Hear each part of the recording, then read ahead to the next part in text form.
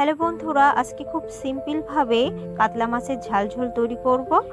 অনেকেই অনেক রকম ভাবে রান্না করে খান, একবার এইভাবে খেতে পারেন। আমি ভিডিওটি শুরু করছি।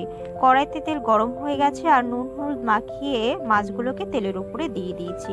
এবার খুন্তির সাহায্যে দুই পিঠ উল্টে পাল্টে নেব, যাতে ভেতরের অংশ কাঁচা না থাকে।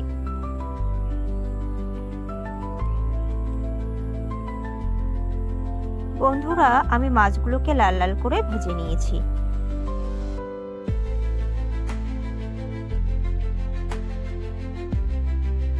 মাছগুলোকে ভাজার পর কড়াইতে আবারও তেল দিয়ে জিরে ফোড়ন দিয়েছি, তার সঙ্গে পেঁয়াজ রসুনের কুচি দিয়েছি আর জিরে আদা শুকনো লঙ্কা বাটা দিয়ে দিয়েছি তার সঙ্গে। এরপর খুন্তির সাহায্যে নাড়াচাড়া করে ভালো করে মশলাগুলো কষিয়ে অল্প পরিমাণ নুন হলুদ দিয়েছি। তারপর আবারও নাড়াচাড়া করার পর অল্প পরিমাণে জল দিয়েছি। জল ফুটে উঠলে আমি মাছগুলোকে দিয়ে দেব।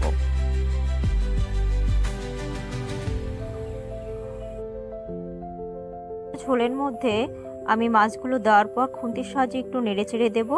তারপর 2-3 মিনিট জাল দেব। তোমরা ঢাকা দিয়েও জাল দিতে পারো, না দিয়েও দিতে পারো।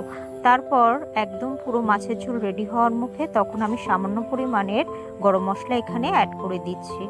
বন্ধুরা, এইভাবে সিম্পলভাবে অল্প উপকরণে কাতলা মাছের ঝাল ঝোল তৈরি করে খেতে পারো, খুবই ভালো লাগবে খেতে। বন্ধুরা, আমার ভিডিওটি ভালো লাগলে অবশ্যই লাইক কমেন্ট শেয়ার করবে। ধন্যবাদ সবাই।